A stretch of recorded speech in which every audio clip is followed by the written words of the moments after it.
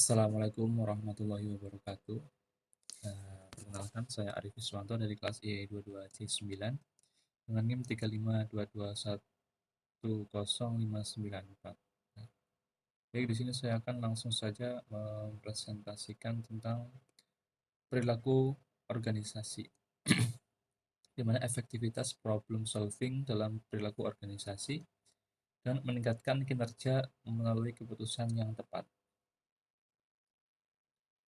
Pemecahan masalah yang efektif adalah fondasi keberhasilan organisasi. Ini bukan hanya tentang menyelesaikan krisis, tetapi juga tentang menciptakan peluang baru dan mendorong inovasi. Kolaborasi tim memainkan peran krusial dalam menghadapi tantangan yang kompleks, menyatukan beragam perspektif dan keahlian untuk mencapai solusi yang optimal. Apa itu problem solving dalam organisasi? Nah, yang pertama itu definisinya. Definisinya itu adalah proses sistematis untuk mengidentifikasi hambatan, menganalisis penyebab, dan juga menerapkan sanksi efektif yang selaras dengan tujuan organisasi. Untuk level pendekatan individunya itu fokus pada kemampuan kognitif dan keterampilan analisis setiap karyawan dalam menghadapi masalah sehari-hari. Ini mencakup pemikiran kritis dan kreativitas. Kemudian level pendekatan kelompok, di mana mengeksplorasi dinamika diskusi, brainstorming, dan pengambilan keputusan kolektif untuk memanfaatkan kekuatan tim. Kolaborasi adalah kuncinya. Kemudian level pendekatan yang struktural, itu melibatkan prosedur standar organisasi atau SOP, dan sistem yang memandu proses pemecahan masalah secara menyeluruh di seluruh perusahaan. Kemudian ada langkah-langkah pemecahan masalah. Itu dibagi menjadi 4 step. Ada identifikasi masalah, kemudian bangun alternatif, kemudian evaluasi dan pilih, yang terakhir itu implementasi dan feedback. Dalam hal ini, yang pertama itu adalah identifikasi masalah. Setiap masalah itu kan pasti ada penyebabnya. Nah, makanya itu di sini kita memisahkan gejala dari akar masalah tersebut. Memahami inti permasalahan adalah langkah pertama menuju solusi yang tepat. Nah, untuk mengidentifikasi masalah itu kita bisa melakukan diskusi diskusi antar anggota dengan pemimpin. Jadi kita tidak mengidentifikasi masalah itu sendiri. Kemudian yang kedua itu adalah bangun alternatif. Apa itu? Kita mengumpulkan berbagai ide solusi melalui keterlibatan tim, mendorong kreativitas dan pemikiran di luar kebiasaan. Kemudian yang ketiga itu ada evaluasi dan pilih, di mana memilih solusi terbaik berdasarkan analisis data, potensi resiko, dan dampaknya terhadap organisasi. Kemudian ada keputusan berbasis bukti. Nah, di sini evaluasi itu kita ada menganalisis data. Data itu dikumpulkan dari identifikasi masalah.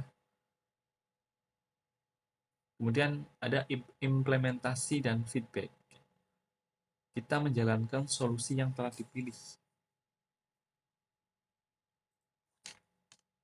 dan memantau hasilnya secara berkelanjutan, siap untuk adaptasi dan perbaikan. Nah, tahap ini adalah tahap yang krusial di mana kita menjalankan solusi yang telah dipilih, kemudian memantau hasilnya, apakah efektif ataukah tidak. Jika kurang efektif, maka kita kembali lagi ke identifikasi masalah, kemudian bangun alternatif, dan evaluasi.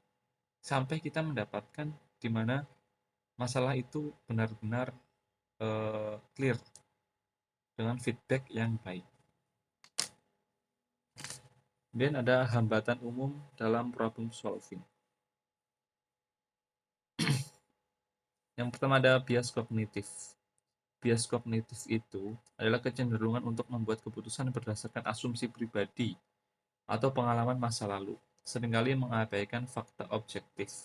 Makanya itu di situ perlu yang dinamakan diskusi.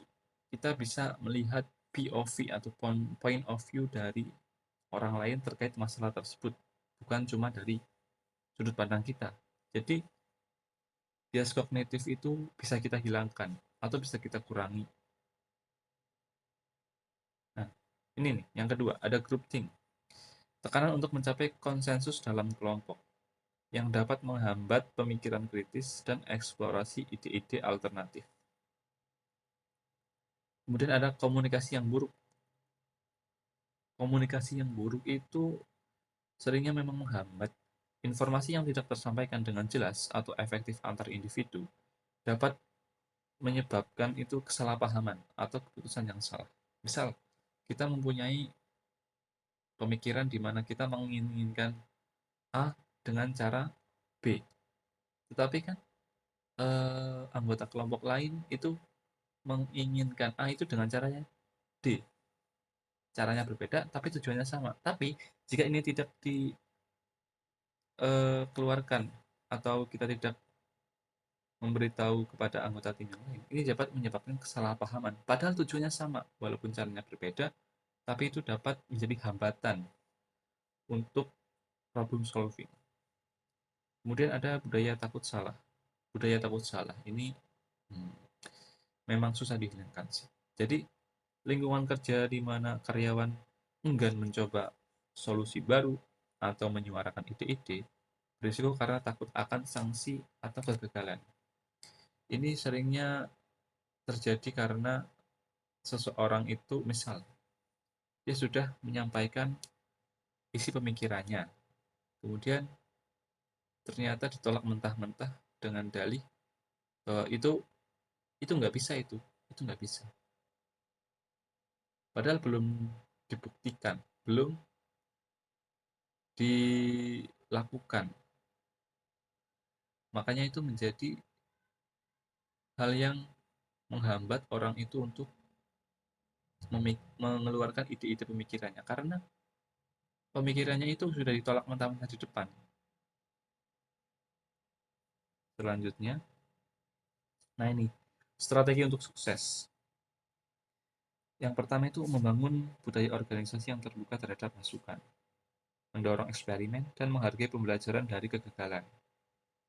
Kemudian yang kedua ada menggunakan data dan analitik sebagai dasar utama pengambilan keputusan, mengurangi spekulasi dan bias intuitif.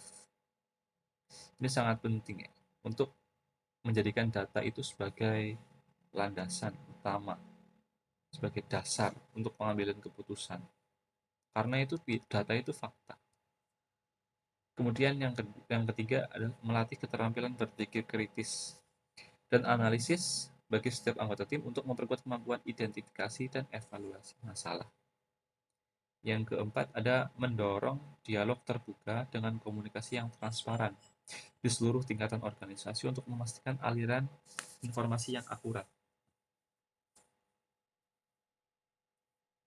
Dialog terbuka itu seringnya membuka sudut pandang lain antara satu dengan yang lainnya dan mengurangi hambatan kesalahpahaman.